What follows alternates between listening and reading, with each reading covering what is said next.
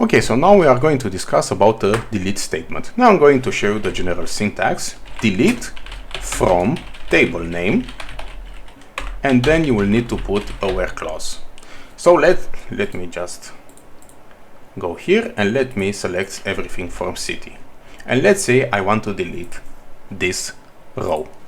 So I'm going to type delete from city where, and now I'm going to put the condition where city ID is equal with 2, and I'm going to fire this. Now I have a constraint, and what is this constraint? Basically it tells me that I can't delete this row, and let's try to think about it here.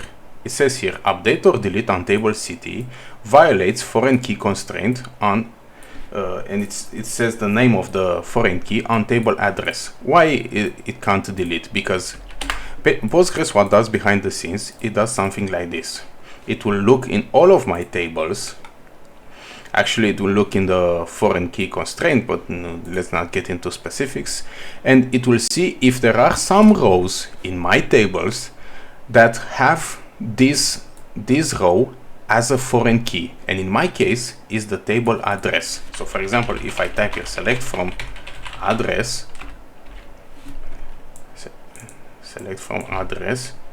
you can see here that this address table has this city ID column, which is the foreign key for my primary key here. And if I type here where city ID is equal with 2, you can see here that I have this row. So basically Postgres is saying, hey, I can't delete this row from your city table because this row, it has this dependency here. So I will first need to delete this row. Now let me try to delete this row. Delete from address, where address. I can also put city ID is equal with 2, is the same thing.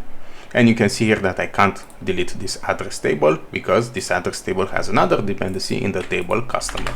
So I'm going to go to delete from customer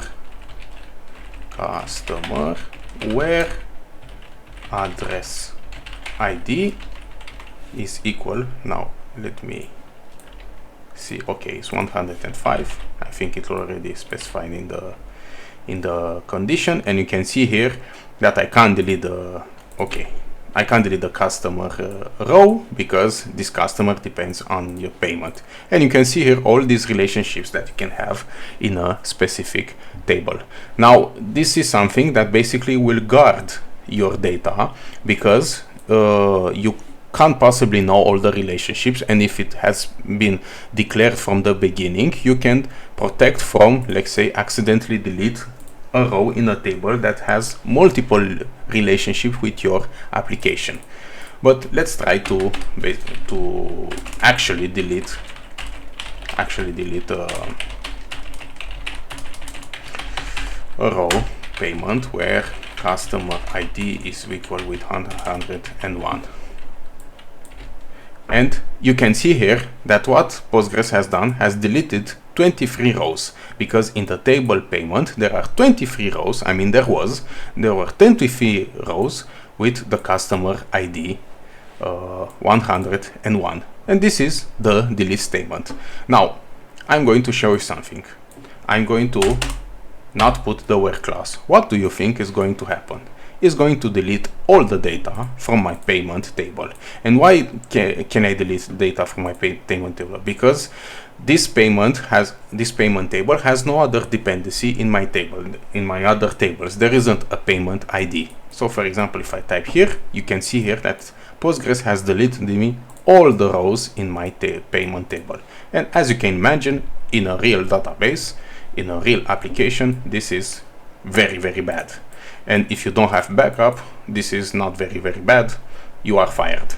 So try to always remember when you have a delete statement, always use the where clause, and always think about your where clause. Double check it twice, because in our example we didn't delete just one row, we deleted 23 of them because this is the result.